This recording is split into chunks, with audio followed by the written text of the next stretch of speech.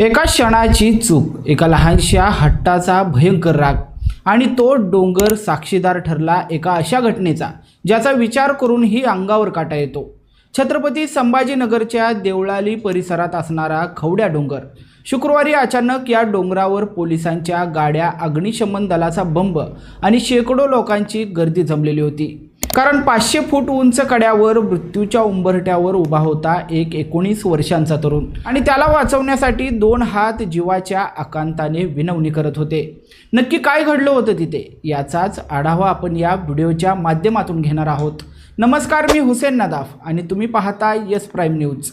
व्हिडिओला सुरुवात करण्यापूर्वी तुम्ही आमच्या चॅनलवर नवीन असाल तर लगेचच यस प्राइम न्यूजला सबस्क्राइब करा आणि त्यानंतर बेल आयकॉन दाबायला मात्र विसरू नका। तो तरुण डोंगराच्या कड्याच्या टोकावर उभा होता।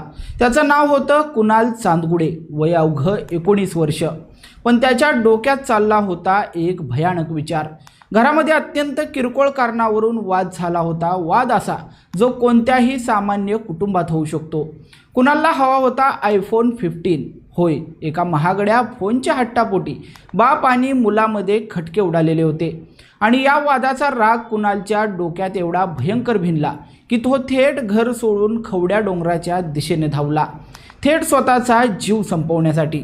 त्याच्या मागे धावत आले त्याचे 48 वर्षांचे वडील मुरलीधर चांदगुडे आणि आई संगीताताई। डोंगर खडीचा होता, एक घसरलेला पाय आणि शेकडो फूट खोल दरी। पण आई वडिलांच्या डोळ्यात स्वतःच्या मुलाचा जीव वाचवण्याची जिद्द होती। दुपारची वेळ, उन्हाच्या झळा आणि कड्याच्या टोकावर उभा असलेला कुणाल। स्थानिक लोक गोळा झाले, पोलिसांनी घटनास्थळी धाव घेतली, अग्निशमन दलाच्या गाड्या देखील पोहोचल्या। सगळ्यांच्या नजरा वर कड्याकडे लागलेल्या होत्या। तब्बल 3 तास, होय 3 तास तिथे एक भयानक थरार सुरू होता।